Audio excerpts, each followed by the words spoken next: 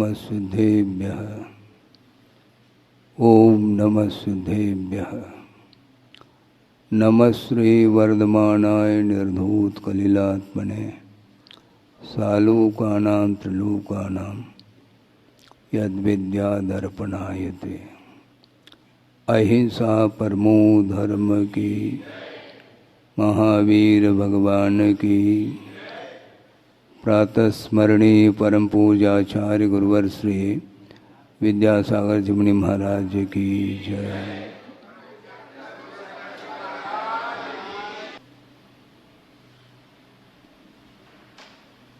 साधना के लिए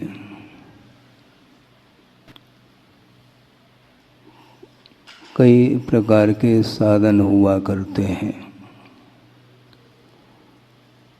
जिसके माध्यम से आत्मा का विकास होता है। और साधन की चर्चा बहिरंग साधन भी,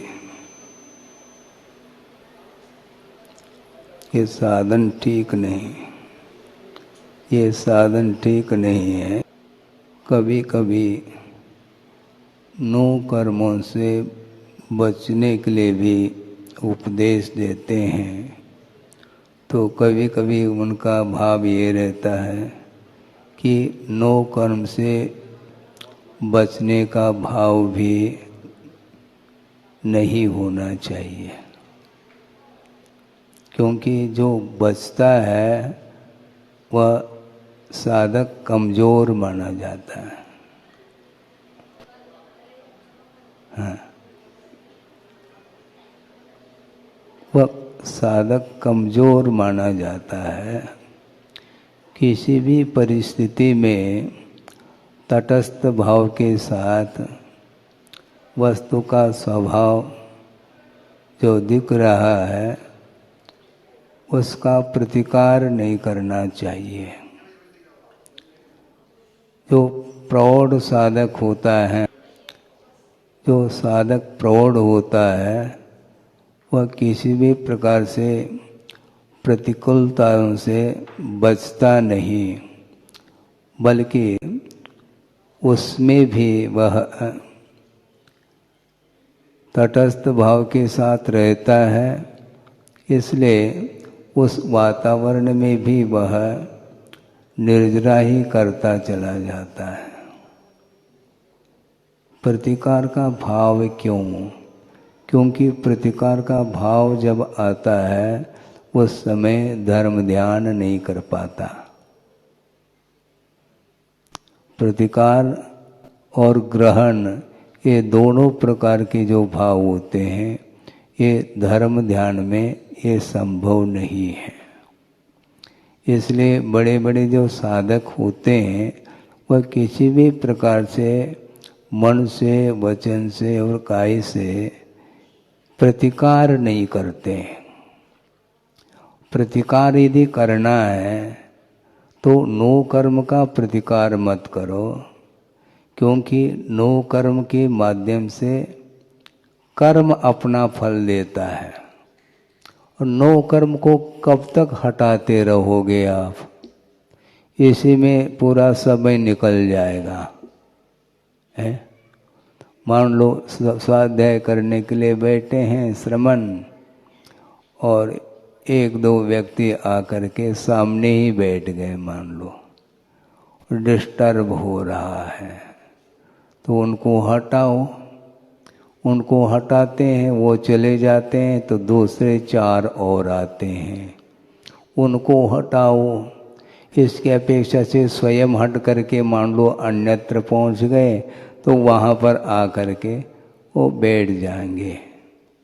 सुगंधी फैलती रहती है तो भ्रमर तो वहीं पर आएगा ना, तो कहाँ कहाँ तक तुम प्रतिकार करोगे?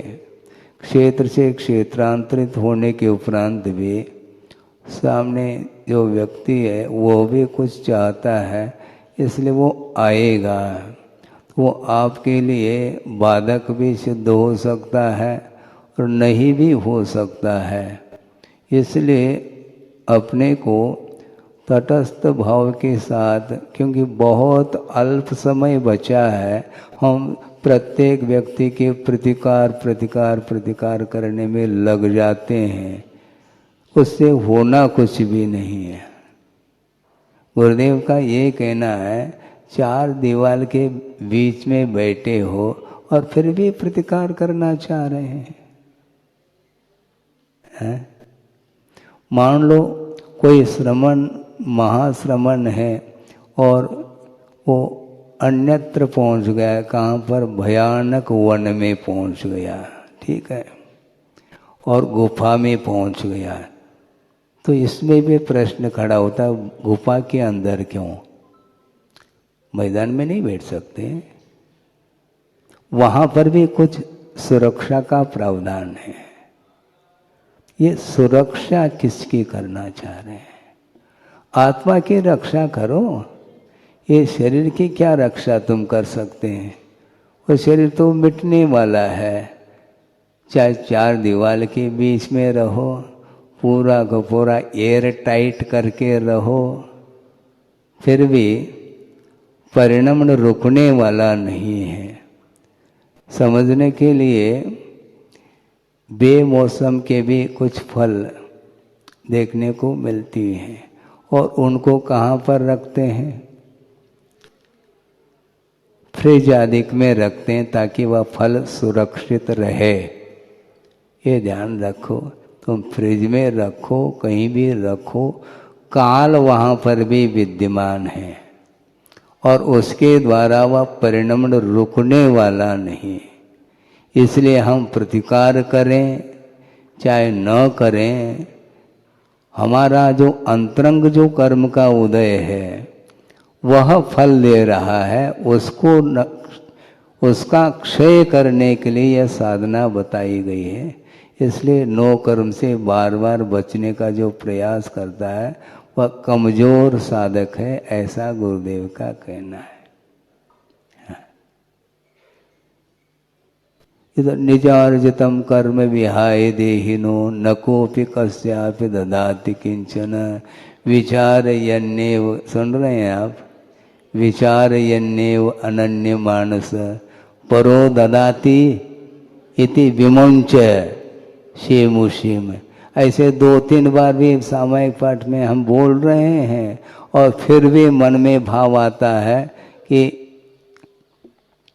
ये मुझे दुख दे रहा है, मुझे पीड़ा पहुंचा रहा है, ये मेरा शत्रु है और ये मेरा मित्र है, मेरा ये सहयोगी है, ये साधक है मेरे लिए और ये मेरे लिए बाधक है।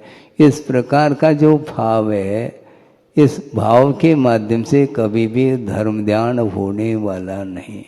चाहे आप आज विचार कर लो, चाहे 4 दिन बाद कर लो, 4 साल बाद कर लो, 4 भव के बाद सोचो, कुछ भी कर लो, रास्ता तो यही है।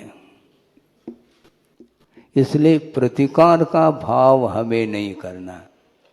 भयानक शत्रु आजा, आने दो, वेलकम,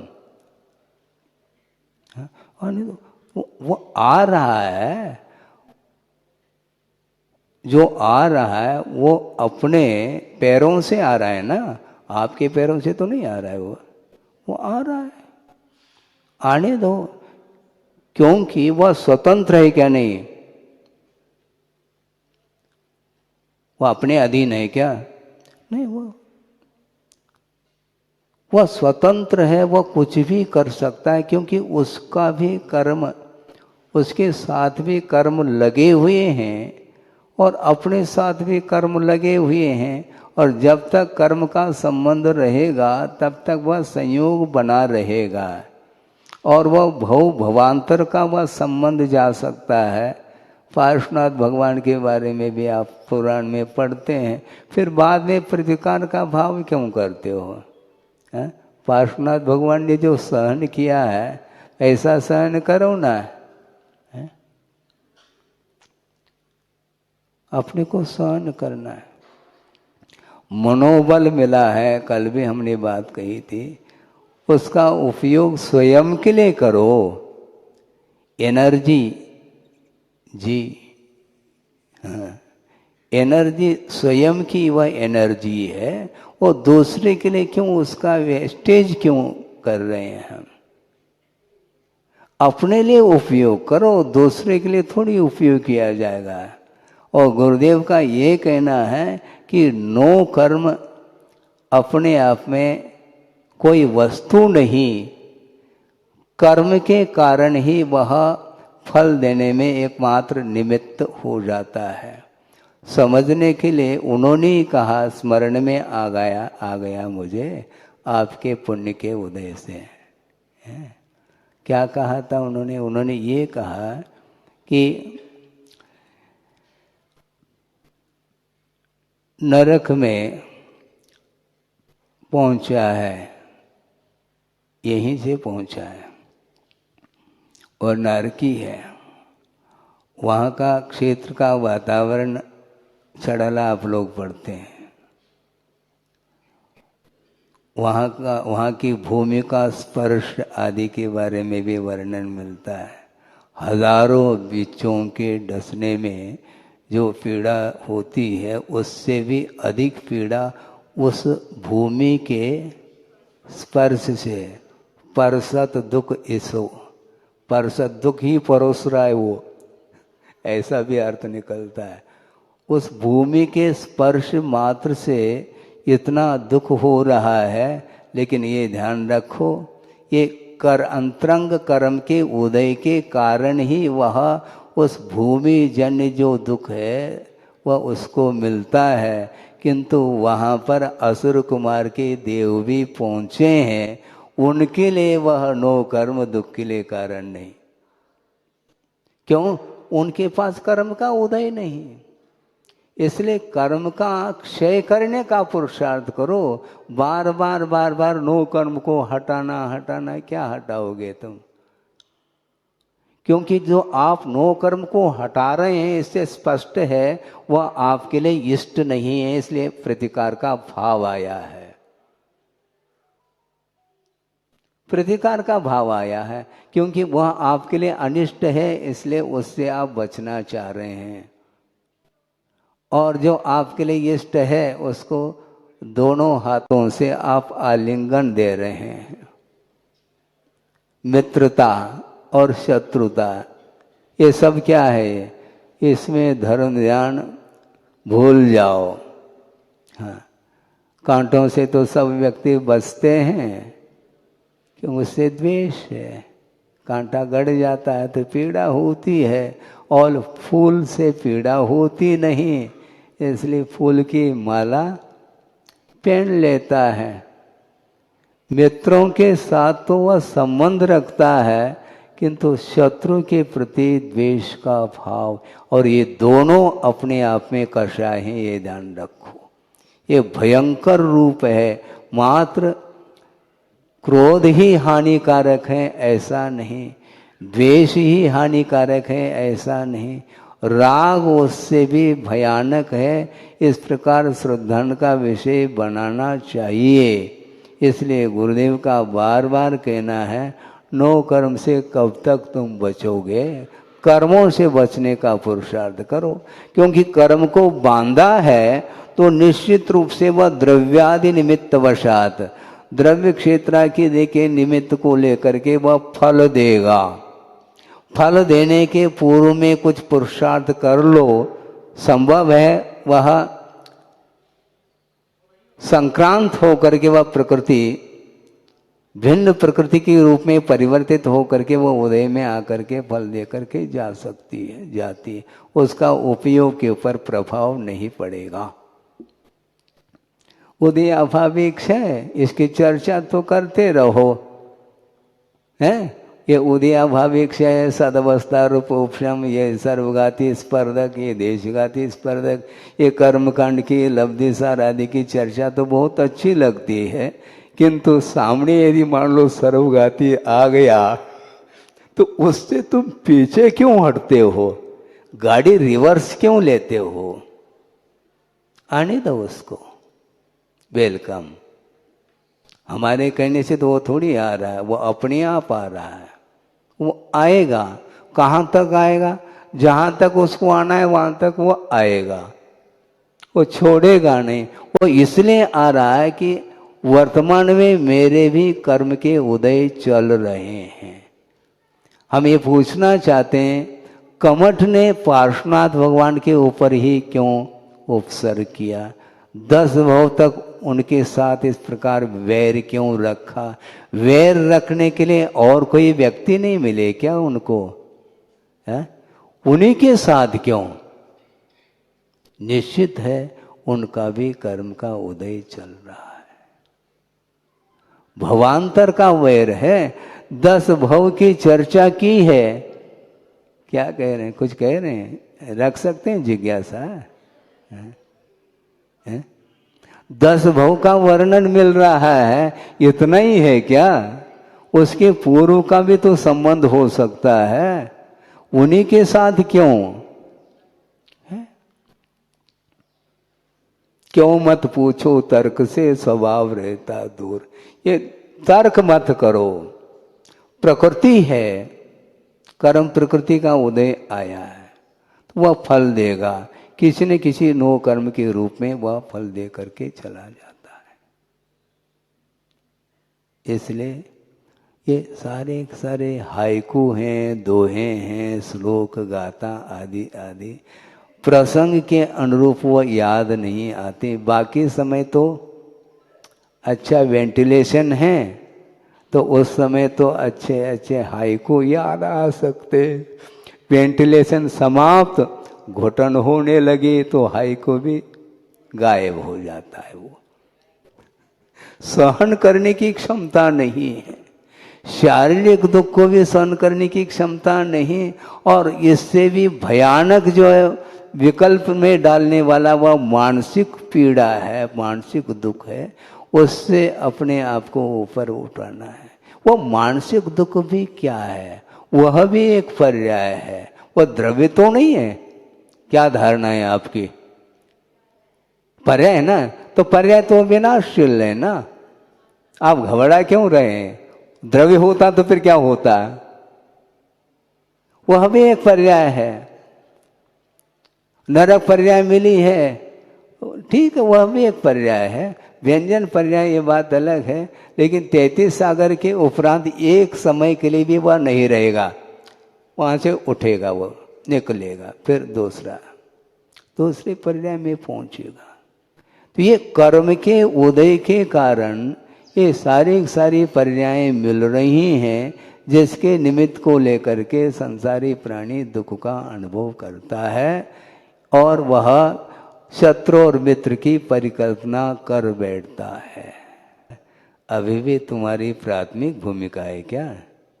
कोई नवदीक्षित है, वो उसको भय उत्पन्न हो सकता है।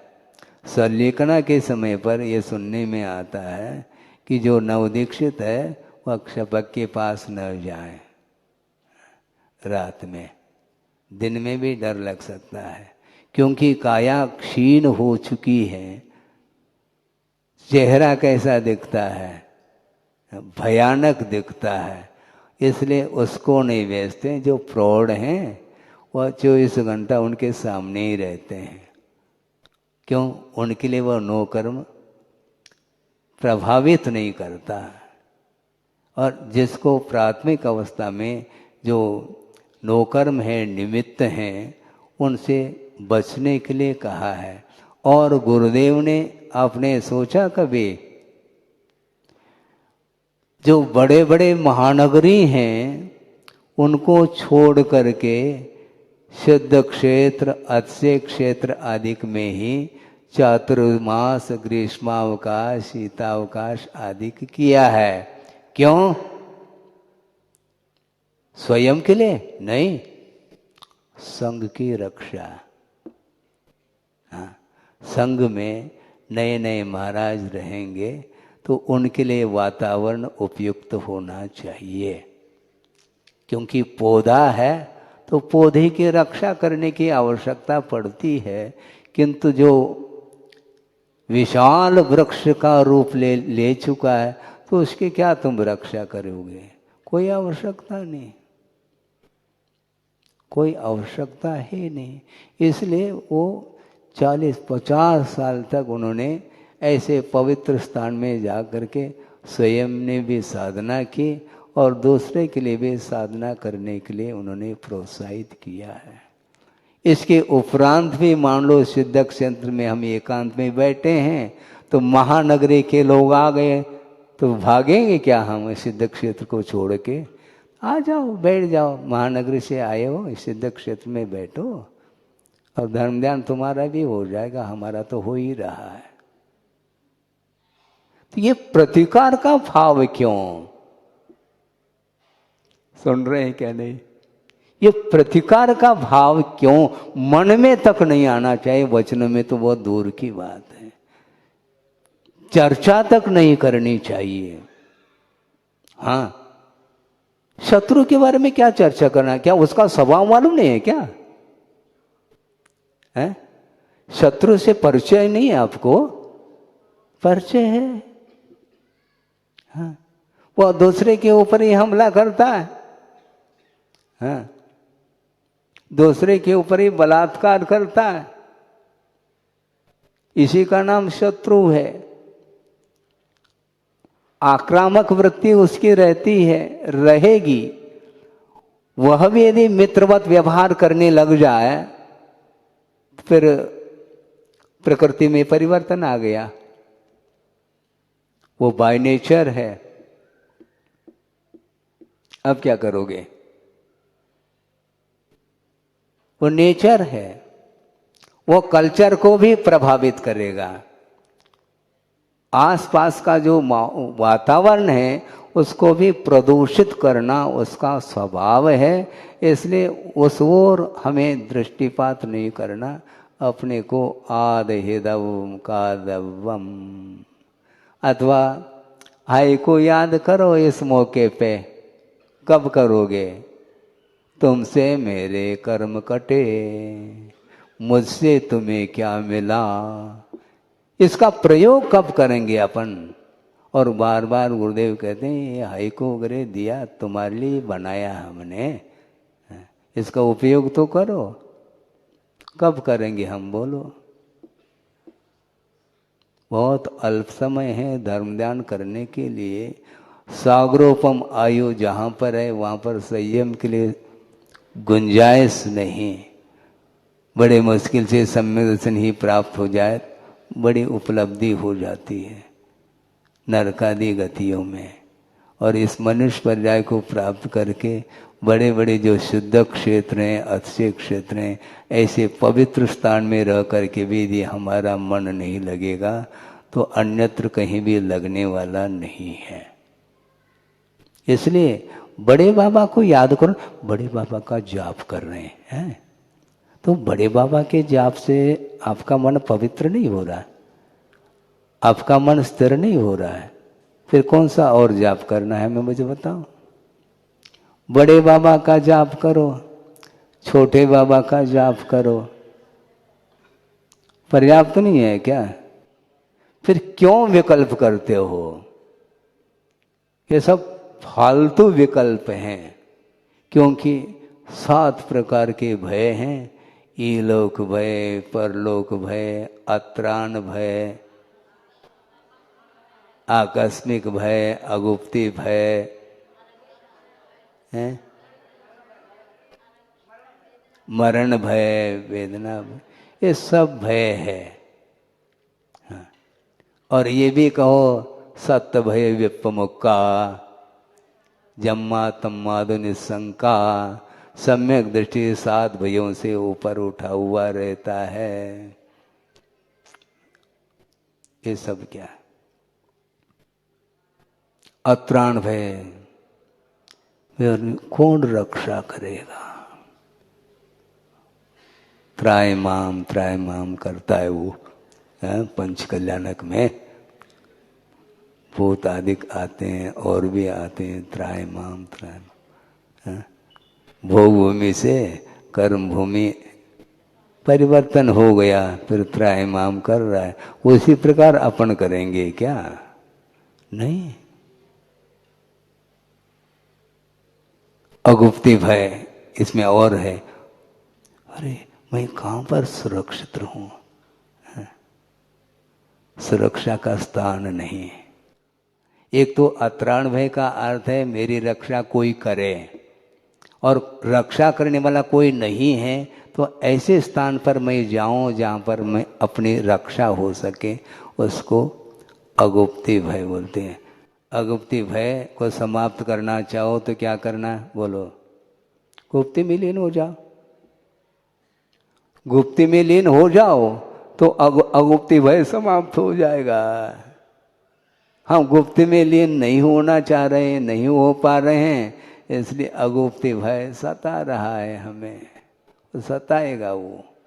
इसलिए वस्तुतः जो कर्म के फल के लिए जो निमित्तभूत सामग्री है उससे बचने की अपेक्षा से हमें कर्म को काटना है, क्योंकि उदयाभावी क्षय करते करते काफी समय हुआ, अब उसको क्षय कर डालो। हाँ, लेकिन आसान नहीं है। दर्शन मुनि का क्षय तो चतुर्थादि गुणस्थान में हो सकता है, किंतु चारित्र मुनि का क्षय श्रेणी में आरोहण हुए बिना संभव नहीं। और श्रेणी में जो आरोहण करेगा उसका बाहर का कोई भी विकराल भी ही दृश्य हो तो देखने में नहीं आएगा। मुझसे तुम्हें क्या मिला, तुमसे तो मेरे कर्म कटे हैं। तो शत्रु है आपके लिए कुछ भी बोल रहा है तो बोलने दो उसको, अपने को गुप्ती में लीन होना है। क्यों? हमें अपने चारित्र की रक्षा करना है, उसकी रक्षा आप नहीं कर पाओगे, शत्रु की रक्षा हम नहीं कर पाएंगे। हाँ, हम अपने चारित्र की रक्षा करने के लिए प्रयत्न करेंगे, उसकी रक्षा उसका मैटर है, उसका कल्याण कब होगा। तुम अपना तो करो, पहला अपना पेपर लिख लेंगे अच्छे ढंग से। मान लो 3 घंटा है समय पेपर लिखने के लिए, मान लो 1 घंटे में 1.5 घंटे में पेपर लिख लिया आपने, तो 1.5 घंटा और बचा है तो दूसरे का लिखो, फिर भी ठीक है। 3 घंटे भी कम पड़ रहे हैं तुम्हें पेपर, अपने पेपर लिखने के लिए, और दूसरे के पेपर लिखने की बात करता है। इसलिए वह शक्य नहीं, वह शक्य नहीं, वह अशक्य का अनुष्ठान माना जाता है। हम अपने मन को केंद्रित करने के लिए बार बार हमें पुरुषार्थ करना पड़ रहा है, और समय समय पर हमारा मन भी विचलित हो रहा है, तो दूसरे के मन को हम संयत कैसे बना सकते हैं? नहीं बना सकते हैं। आपका समय हो गया। हमने सोचा था कि आज कुछ न कुछ विषय आ जाए तो दे दें, तो ये विषय आ गया हमें, और इसमें भी गुरुदेव का ही एकमात्र हाथ है। उन्होंने कहा नो कर्म से बचना है, लेकिन एक सीमा तक हम बच पाएंगे, उसके आगे नहीं। उसके आगे ओम शांति कह करके अपनी गुप्ती में ही लीन होना चाहिए, जिसके माध्यम से कर्म का क्षय हो सकता है। इसलिए परमार्थ को छोड़ करके कभी विद्वान व्यवहार में प्रवृत्ति नहीं करते। तो हम व्यवहार की बात कर रहे हैं, जब समिति में आएंगे तो समीचीन प्रवृत्ति करेंगे। कोई असमीचीन प्रवृत्ति करना चाह रहा है या कर रहा है, उस ओर हमें ध्यान नहीं देना, क्योंकि हम अपनी समिति को भूलेंगे नहीं। अपनी मर्यादा में रह करके अपने को पुनः गुप्ती में प्रवेश करने के लिए बाहर आए हैं। अंतर्मूर्त के उपरांत बाहर तो सभी को आना ही है। क्षपक श्रेणी वाला नहीं आ पाएगा, किंतु उपशम श्रेणी वाला भी, वह गाड़ी उसकी रिवर्स होगी और वह पुनः 6ठे 7वें में ही क्या और नीचे भी उसका पतन हो सकता है।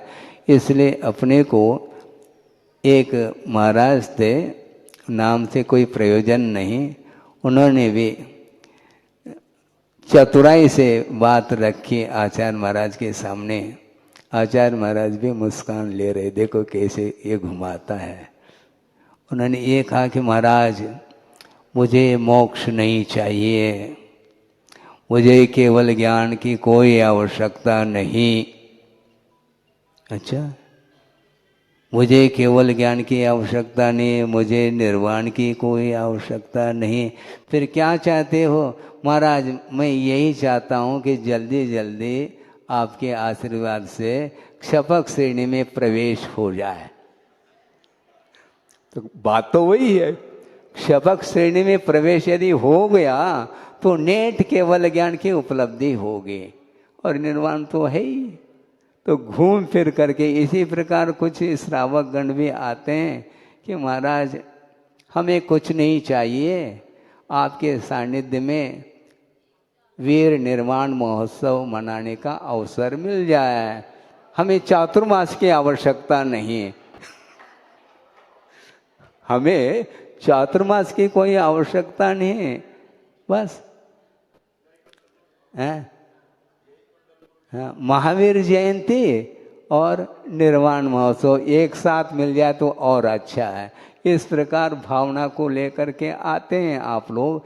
इसी प्रकार एक महाराज ने भी गुरुदेव के चरणों में कहा कि महाराज आपके मंगल में आशीर्वाद से हमारा प्रवेश क्षपक श्रेणी में हो जाए। इस प्रकार प्रयास करो जिसके माध्यम से नो कर्म का पिंड समाप्त हो सकता है। चाहे अपना शरीर हो चाहे पराया शरीर हो, शरीर तो शरीर है। कितना भी शूर वीर बलवान भी व्यक्ति क्यों न हो, वज्रवसन नारा सानन भी क्यों न हो, उसका विनाश अवश्यंभावी है। इसलिए क्या करना चाहता है वो? कुछ नहीं होगा। चाहे बाल हो चाहे वृद्ध हो चाहे शूरवीर हो चाहे वह डरपोक हो, कोई भी हो, सबको एक दिन जाना है। जाना अर्थात क्या कोई भूत थोड़ी है। मृत्यु अर्थात कोई सॉलिड वस्तु है क्या? कोई मृत्यु उधर से आ रहा है, खिड़की में से आ रहा है, काय में से आ रहा है। मृत्यु का अर्थ है कुछ भी नहीं है। उत्पाद और वे इसके अलावा है क्या? मुझे बताओ आप। ये मशीन है, मशीन बंद हो जाती है, इसी का नाम मृत्यु है। इसके अलावा कुछ नहीं है, लेकिन उसके पीछे कितना भयभीत हो जाता है। इसलिए शत्रु से बचना चाहता है। चार व्यक्ति मिल गए, उनके साथ मित्रता का व्यवहार करता ताकि हमारे उनके साथ हमारा जीवन अच्छे से चल जाए। इस प्रकार वो सोचता है। ये दोनों अज्ञान भाव है। शत्रु और मित्र की परिकल्पना से ऊपर उठ करके अपने को धर्म ध्यान करना है, क्योंकि उसके बिना धर्म ध्यान नहीं हो सकता। मात्र आर ध्यान रौद्र ध्यान ही होता चला जाएगा, जो कि संसार के लिए कारण कहा है। इसलिए धर्म ध्यान के लिए ये अवसर है, समय मिला है। पूरा का पूरा हम धर्म ध्यान के लिए समय देना चाहते हैं। भले दूसरे के लिए दे दें, हमें बाधा नहीं, लेकिन धर्म ध्यान होना चाहिए। 1 घंटा दे सकते हैं, 2 घंटा दे सकते हैं, लेकिन आर ध्यान के यदि संभावना है, क्या आर ध्यान की यदि संभावना, रौद्र ध्यान की यदि संभावना है, तो एक समय भी देना हम पसंद नहीं करेंगे। गुरुदेव का यही कहना है। सबसे मौलिक वस्तु है समय अर्थात काल। एक एक समय में असंख्यात असंख्यात गुणी निर्जरा हो सकती है, तो हम आर ध्यान क्यों करें? नहीं करना चाहिए। धर्म ध्यान बहुत मौलिक वस्तु है, उसको करने के लिए यह समय मिला है, इसलिए समय का सदुपयोग करने का प्रयास करेंगे। अहिंसा परमो धर्म की जय। कर्म के उदय से व्याधि आ जाती है और उस रोग का, व्याधि का निष्कासन भी औषधोपचार के माध्यम से हो जाता है। निष्कासन महत्वपूर्ण नहीं है, बहुत जल्दी वह रोग से मुक्त हो सकता है, किंतु रोग जो आया है वह किस द्वार से आया है, इसका परीक्षण हमें करना है। नहीं तो बार बार व्याधि होती है और औषध लेते हैं, क्योंकि औषध दान का प्रावधान तो है ही आगम में, तो हम दवाई लेते चले जाएंगे, किंतु रोग का निष्कासन इसलिए नहीं होगा जिस द्वार से रोग का प्रवेश हो रहा है उस द्वार को हम बंद नहीं कर पा रहे हैं। दवाई बिल्कुल अच्छी क्वालिटी की दवाई है, डॉक्टर भी अच्छा है, दवाई भी बिल्कुल रामबाण है, लेकिन पथ्य का पालन भी उसके साथ होना आवश्यक है। परहेज नहीं रखेंगे तो रोग बढ़ेगा। औषधि के द्वारा रोग बढ़ रहा है ऐसा नहीं है, वह आहार के द्वारा ही रोग आया है।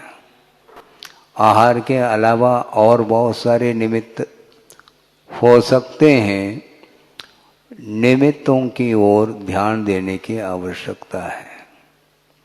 उसी प्रकार मोक्ष मार्ग में भी कर्मों का आश्रव निरंतर होता रहता है, किंतु वह आश्रव अपने आप नहीं होता। अपने आप आश्रव नहीं होता, अपने आप बंद नहीं होता। यदि अपने आप आश्रव हो जाए तो अपने आप ही आश्रव का रुकना भी हो जाएगा। फिर आश्रव निरोध संवर ऐसे सूत्र बनाने की क्या आवश्यकता है। किंतु ऐसा नहीं है, आश्रव होता है वह बुद्धिपूर्वक भी होता है और अबुद्धिपूर्वक भी आश्रव होता है। अबुद्धिपूर्वक जो आश्रव है उसको रोकने का प्रावधान अलग है, उसको पुरुषार्थ के माध्यम से नहीं रोका जाता, वह ऑटोमेटिक रुक जाता है। वह कब रुकता है, कहाँ रुकता है, इसकी चर्चा हम बाद में करेंगे। अभी बुद्धिपूर्वक जो आश्रव अथवा बंद हो रहा है उस बंद की परंपरा को रोकना है क्या नहीं। रोकना है तो बंद जो हो रहा है वह बिना हेतु के संभव नहीं है। बिना हेतु के बंद हो जाए तो आचार्य उमा स्वामी महाराज अष्टम अध्याय में प्रथम सूत्र दे रहे हैं, उसकी कोई आवश्यकता नहीं। मिथ्या दर्शना है, विरति प्रमाद कषाय योगा बंध हेतवः, ये बंध के लिए हेतु हैं। इन्हें इससे स्पष्ट हुआ कि बिना कारण के बंध होता नहीं। तो पहले कारण की ओर ध्यान देने की आवश्यकता है। तो शुभ और अशुभ आश्रव होता है अथवा पुण्य और पाप का आश्रव होता है, तो उसके लिए मन वचन काय की कुछ ऐसी चेष्टाएं हैं जिन चेष्टाओं के माध्यम से पाप का आश्रव होता है, और ठीक इसके विपरीत कुछ आत्मगत उज्ज्वल परिणाम होते हैं, पवित्र परिणाम होते हैं, जिनके फलस्वरूप पुण्य का भी आश्रव होता है। तो क्रम है। गुरुदेव का ये कहना है कि कर्म का जो आश्रव होता है उसकी निर्जरा हमें करनी है, किंतु वह क्रम से निर्जरा होगी। पाप कर्म की निर्जरा और पुण्य कर्म की निर्जरा, इसमें क्रम है। पाप पहला मिटता है, दोहा याद है आपको, पाप प्रथम मिटता प्रथम तजो पुण्य फल भोग। क्या कहा, पाप प्रथम मिटता प्रथम तजो पुण्य फल भोग, पुनः पुण्य मिटता धरो आत्म निर्मल योग। ये दोहा गुरुदेव ने सामने रखा है। पाप प्रथम मिटता, पाप का बंध हुआ है तो पाप का क्षय पहला होगा, फिर बाद में पुण्य का क्षय होगा। और मोक्ष मार्ग में पुण्य बाधक नहीं है। कुछ लोगों की धारणा हो सकती है, स्वाध्यायशील होते हुए भी इस विषय से वह अनभिज्ञ रहे हैं। उन्हें ज्ञात कर लेना चाहिए कि पाप का क्षय और पुण्य का क्षय करना है, और पाप और पुण्य ये दोनों इक्वल है, दोनों समान हैं। और कहा भी है आगम ग्रंथों में, अध्यात्म में, कुंद कुंद देव ने कहा, चाहे वह लोहे की बेड़ी हो चाहे स्वर्ण की बेड़ी हो, तो बेड़ी है, बंधन तो बंधन है। और बंधन किसको इष्ट है? संसार से मुक्त होना चाहता है प्रत्येक संसारी प्राणी, इसलिए हम बंधन से मुक्त होना चाहते हैं महाराज। इसलिए चाहे वह पाप हो चाहे पुण्य हो, दोनों को एक तराजू में तोल देते हैं, वो ठीक नहीं माना जाता।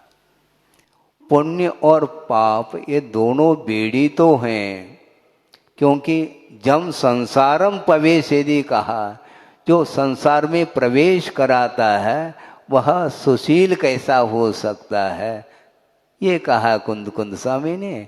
और उस गाथा को आप लोग भी लेकर के बैठ गए, तो क्या हुआ? अनर्थ तो होगा।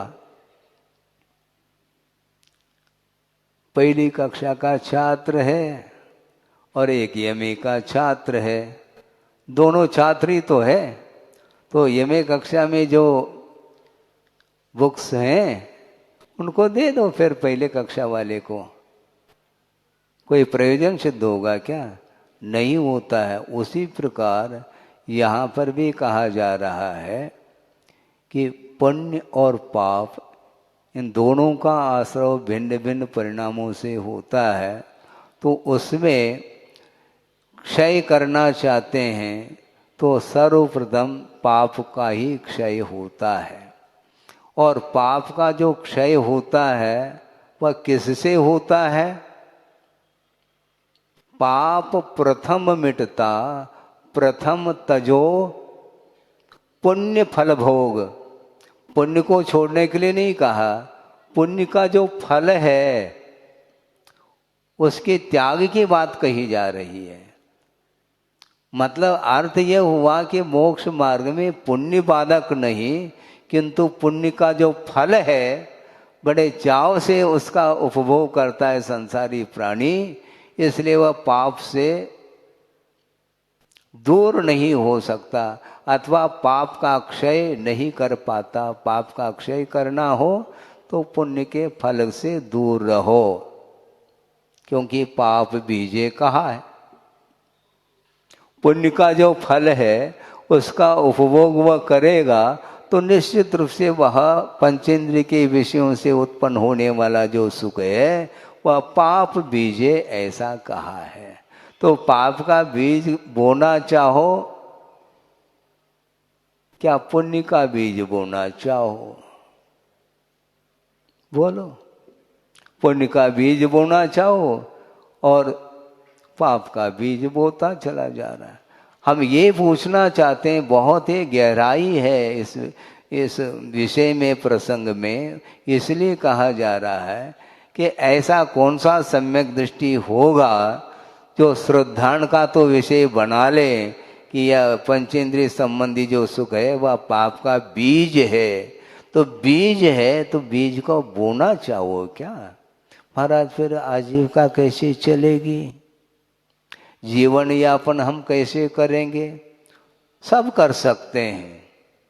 लखपति का भी जीवन चल रहा है, करोड़पति का भी जीवन चल रहा है, और अरबपति खरबपति का भी जीवन चल रहा है। लखपति उपवास थोड़ी है, वो भी भोजन करता है कि नहीं करता? वो भी पाव भरी आटा करता है। अरबपति है तो बोरी की बोरी ले ले, ऐसा थोड़ी होता है। खाने पीने में वस्तु उतनी ही आती है। तो ये सारा का सारा पाप का जो बीज बोया जा रहा है और फिर भी मैं सम्यक दृष्टि हूँ ऐसा कहता है, वह श्रद्धान किस काम का है?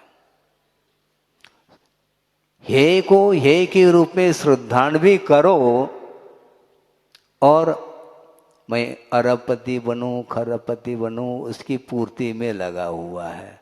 और अरबपति भी, ये ध्यान रखो, अरबपति और खरबपति भी हैं तो वह व्यापार बंद नहीं उसका,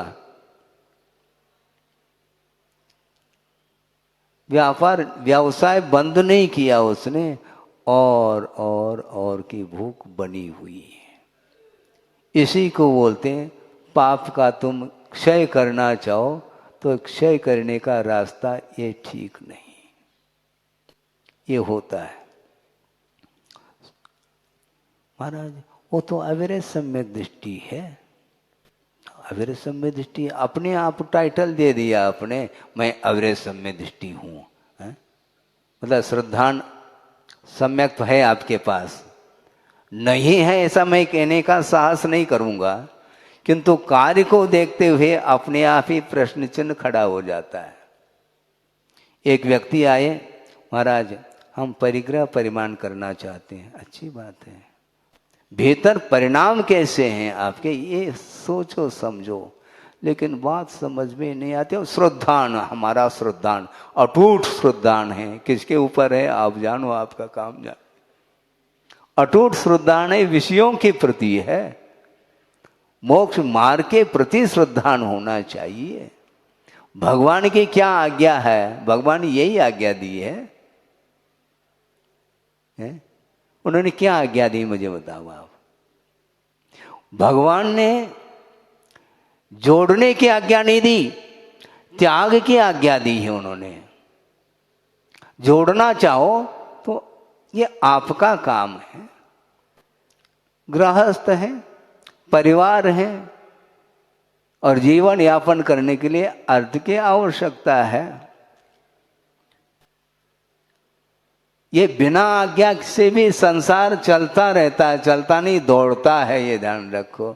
उसमें आज्ञा की कोई आवश्यकता नहीं है, किंतु धर्म की ओर मोड़ने के लिए उपदेश की आवश्यकता पड़ती है। दुकान मकान खोलने के लिए उपदेश की आवश्यकता नहीं। किसी ने कहा, अभी विहार करते आ रहे थे, कि महाराज उधर भी तो देखो, ये फैक्ट्री है हमारी, उसके लिए आशीर्वाद दे दो महाराज। हमने कहा फैक्ट्री ने नमस्ते किया क्या? फैक्ट्री के लिए मैं आशीर्वाद दे दूं?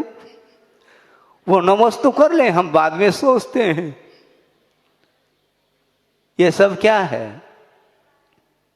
सांसारिक कार्यों के लिए आरंभ परिग्रह आदि के क्षेत्र में मैं आशीर्वाद दे दूं तो सबसे ज्यादा तो बंद मुझे होगा, क्योंकि समर्थन हमने किया है। पाप का समर्थन हम नहीं कर सकते, ये पक्की बात है। हाँ, त्याग का समर्थन कर सकते हैं, ये कह सकते हैं इस प्रकार का व्यापार तुम्हें नहीं करना चाहिए, इस प्रकार का व्यापार नहीं करना चाहिए, आदि आदि। फिर कौन सा करूं महाराज? ये नहीं करना, बाकी तुम्हारा विषय है।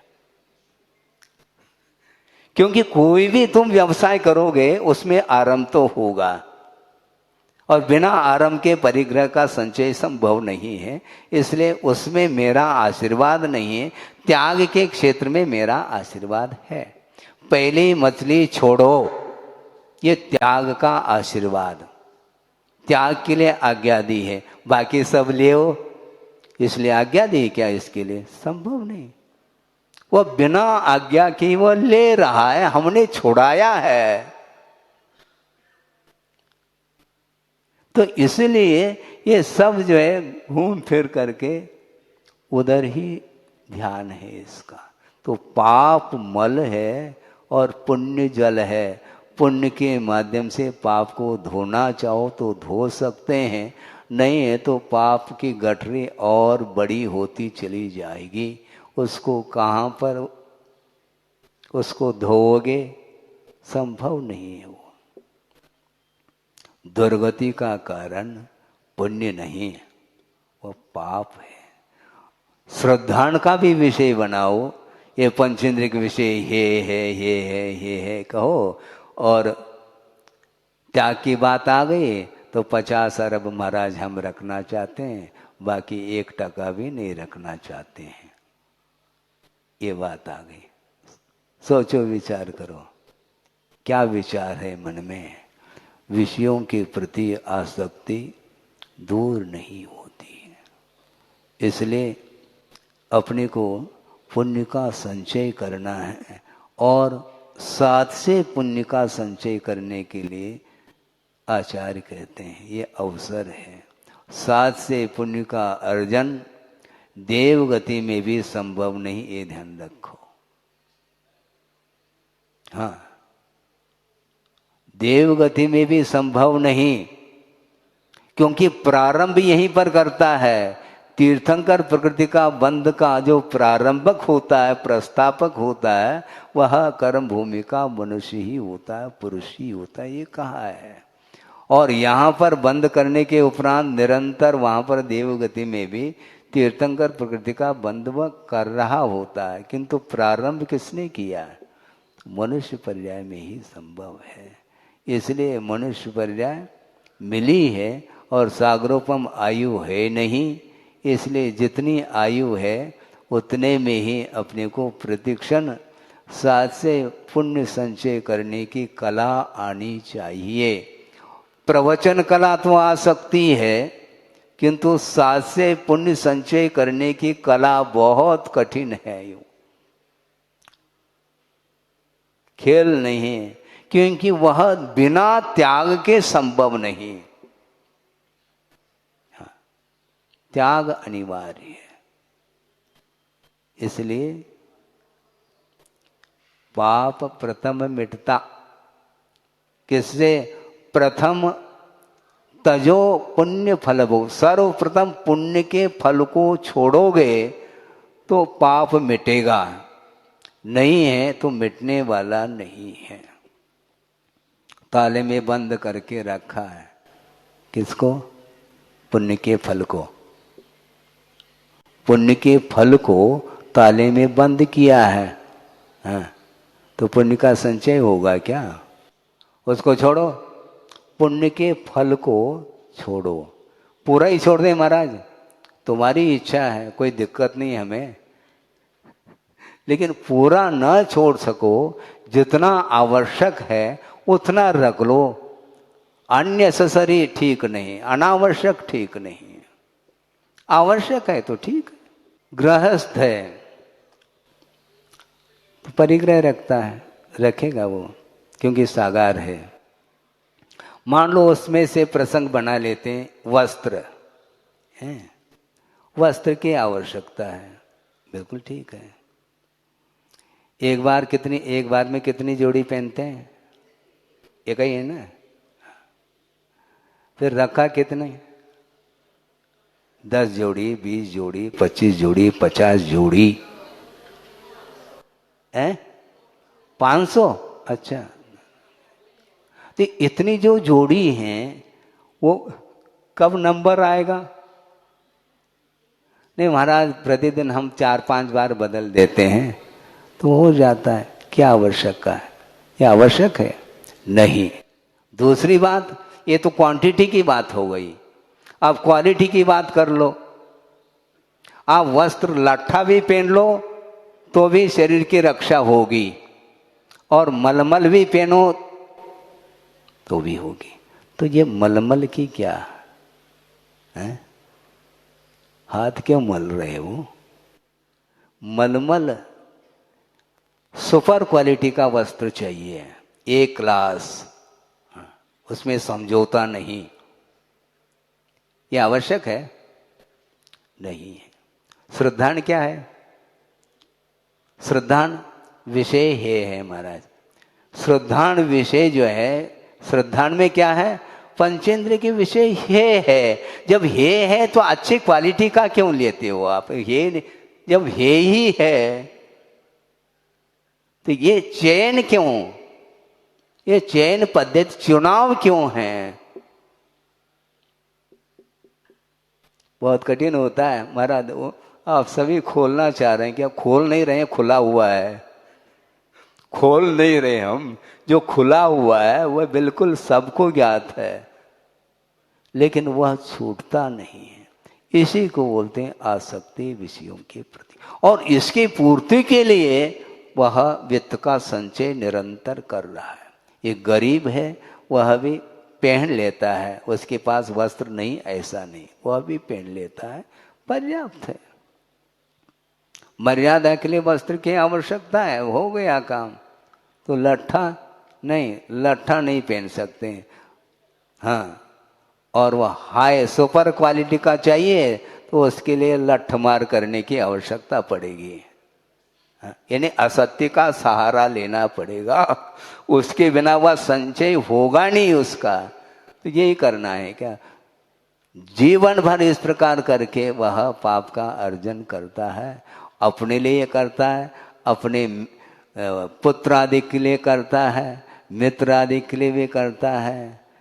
तो आचार्य कहते हैं मित्र पुत्र कलत्रादि कृते कर्म करोत्ययम या तस्य फलमेकाकी भुंक्ते स्वभ्रादिषु स्वयं। ऐसा कहा, दुर्गति में जाएगा वो, जिसने कमाया है वही जा रहा है ऐसा नहीं, वो तो जाता ही है। जिसने नहीं कमाया है वो भी जा सकता है। संभव है जिसने नहीं कमाया है वह न भी जाए, क्योंकि आसक्ति के साथ उसने उपभोग यदि नहीं किया है तो वह देवगति का भी पात्र बन सकता है, इसमें कोई बाधा नहीं। किंतु आसक्ति के साथ जिसने कमाया है, क्या आवश्यकता है। उपदेश सुनते समय तो एक दिन भी गैप नहीं होना चाहिए उपदेश के लिए। हाँ, भले ही 15 मिनट दे महाराज, आधा घंटा दे दो, लेकिन देना चाहिए। दे देंगे, लेकिन उसका उपयोग कहाँ हो रहा है, नहीं हो पा रहा है। तो इसलिए साथ से पुण्य संचय करने की कला आनी चाहिए। मात्र ये है कहने मात्र से थोड़ी है रहा वो है। 50 अरब रखने की बात करता है तो वह ये मान रहा है क्या मान रहा है, मुझे बताओ। इसलिए विलासता में जीवन जीने वाला व्यक्ति कभी भी उसका उत्थान संभव नहीं। महाराज फिर चक्रवर्ती की क्या हाल हो, आप चक्रवर्ती हो क्या है? चक्रवर्ती के पास जो वैभव मिला है उसे, उसने अतीत में जो पुण्य का संचय किया है, साथ से पुण्य का संचय किया, उसका प्रतिफल उसको मिला है। तुम क्या करोगे। और साथ से पुण्य का संचय त्याग के बिना संभव नहीं। अतीत में जिसने रत्नत्रय की आराधना की है उसके फलस्वरूप किसी को चक्रवर्ती पद मिलता है, किसी को इंद्र पद मिलता है, किसी को तीर्थंकर पद मिलता है। ये पद मिलता है, लेकिन ये त्याग के फलस्वरूप पद मिले हैं। और त्याग आप करोगे, कितना कर पाओगे बताओ। इसलिए श्रद्धान रखते हुए अपने को समय रहते चारित्र्य के क्षेत्र में भी कदम बढ़ाना चाहिए। उसके माध्यम से ही, चारित्र्य के माध्यम से ही सम्यक दर्शन में और निर्मलता आती है और उसका स्तर बढ़ जाता है। सम्यक दर्शन की जो लब्धि स्थान है वह भी त्याग आदि के माध्यम से ही संभव है, ऐसा कहा है। ज़्यादा समय न हो तो कम से कम यह दोहा याद रखें। और ये पाप मल है और पुण्य जल है। जल हो आपके पास तो मल को धो पाओगे, नहीं तो मल के द्वारा तो मल का प्रक्षालन संभव नहीं। इसलिए आपको क्या करना है आपका विषय है, मेरा तो इतना ही कहना है, मेरा नहीं कहना है। जो आचार्यों ने कहा है उसको हम आपके सामने आगम के आधार से रखा है। इसलिए संसार का विच्छेद यदि करना चाहो तो निश्चित रूप से पुण्य का संचय करो, और पुण्य के संचय करने के फलस्वरूप जो फल मिलता है उसका परित्याग करते हुए पाप का क्षय किया जा सकता है। करें इस पवित्र भावना के साथ। अहिंसा परमो धर्म की जय।